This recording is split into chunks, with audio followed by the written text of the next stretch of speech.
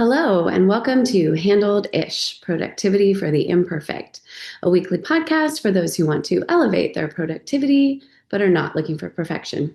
I'm your host, Betsy Hayes, and I am really happy you're here with me, whether it's on podcast land or in podcast land, or on YouTube or on your KC24 CBS 47 Plus app that you can download from your smart television.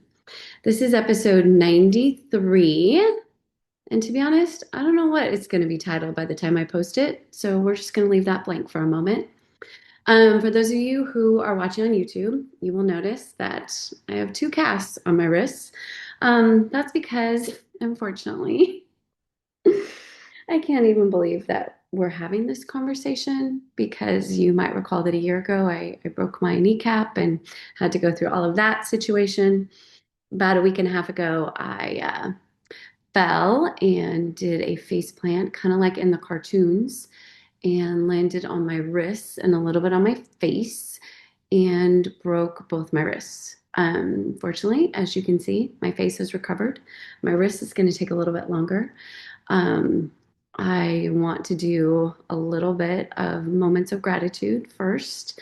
I was taken to the downtown community hospital to their ER after it happened in an ambulance. And first of all, just shout out to all the humans that I interacted with that day and subsequent days. And the people who are in healthcare, there's a special place in heaven for them, man. I'm not even kidding. Everyone was so amazing. Went to the ER at the downtown community hospital.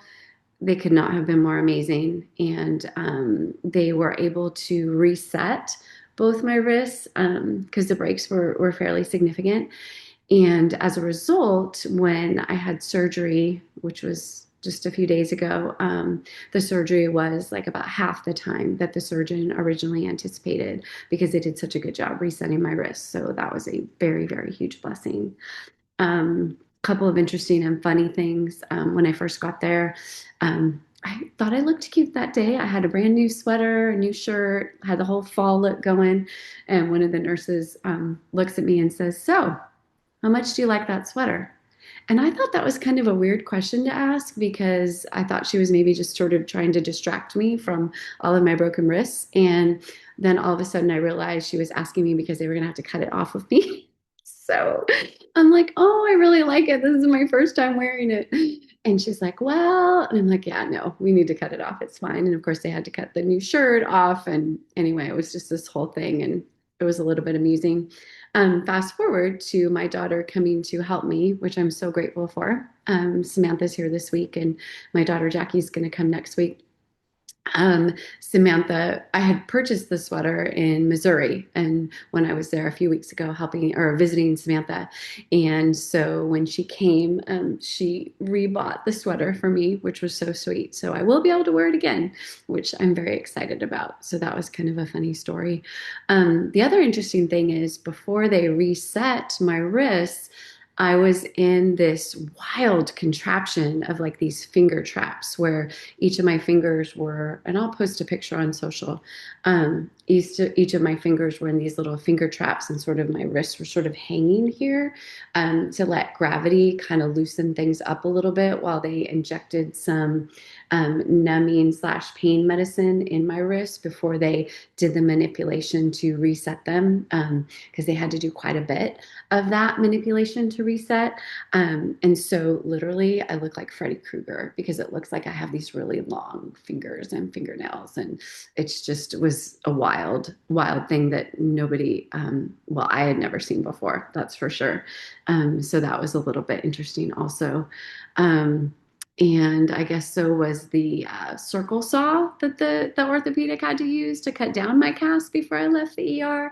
He promised me it wouldn't cut skin. I was like, there's no way that's true, but he did it on his own skin and it didn't. And so I really kind of want to find out a little bit more about that miraculous saw. I don't understand why it can cut the cast and it doesn't cut flesh, but yay for that. I guess like a big fat yay for all of the technology that helped me that particular day. But also, like I said, just cannot say enough good things about all of the people there at Communities ER. They're just amazing. Um, So I guess I was trying to figure out if this was going to be one of those like, hey, here are some things to think about when you have to pivot again in your life, or um, if this just was going to be a life update. And to be honest with you, I'm still not exactly sure, but a few things I've been thinking about over the last week or so. The first one, obviously, is ugh, bummer, because I do sort of feel like a whole here we are again situation with needing so much help. And for someone who is very independent, this is very difficult for me. And so I'm trying to lean in and be so grateful that there's so many people that want to help me. And there is just a mountain of gratitude I have for that. And also sort of acknowledging it's not easy, right? It's not easy, to let people take over and sort of manage the day-to-day stuff, because that's usually my job. So that's something I'm working on. I'm leaning into that. Also, obviously, I have to be off work for a period of time. I'm pretty low functioning, in addition to the pain medication and needing to rest and everything. Just doing anything on the computer is difficult. And obviously, I'm not going to be driving for quite some time. So I have a fabulous sub for my classes who I'm working with, and shout out to her for doing such a good job keeping the boat afloat. And if any of my students are listening, I totally miss you. And I'm very excited that I will not be missing the whole semester. And I will be back and we will finish the semester strong and we'll get to the finish line and we'll do all of the things that I promised that we would do together. It's just gonna be a minute before we happen to be all together. So having to work out all of those logistics is a bit of a challenge while managing the big priority, which of course is to rest and heal, because risks are very important. I am 56. I don't want to screw this up and have long-term ramifications because I wasn't a good patient. So I'm really working to be a good patient. So accepting help, figuring out what to pivot on, figuring out what to let go, and trying to actually do that is has been a challenge. But again, it's something I'm working through. And clearly, my calendar is completely different than what I thought it was going to be this month. And so, figuring out what, if anything, I can keep, which is pretty much almost nothing. And making a list, I'm keeping notes of all of the things that I'm not able to do because once I am better, I am definitely going to want to do them. And I don't want them to get lost in all of the shuffle. So yeah, so that's the situation. I'm going to try to get back to doing regular podcasts. I think I should be able to do one with more of the traditional content next week. It might be like this with no hair done and no makeup, because that's a little bit difficult right now, but I think that's okay.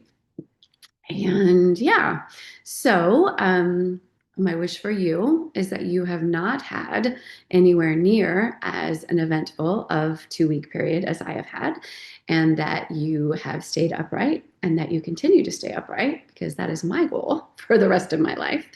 Um, and I hope that you have the most wonderful week. And I look forward to getting back to talking a little bit more specifically about productivity next time in episode 94. So until then, remember you are doing way better than you think you are. Trust me. Thanks.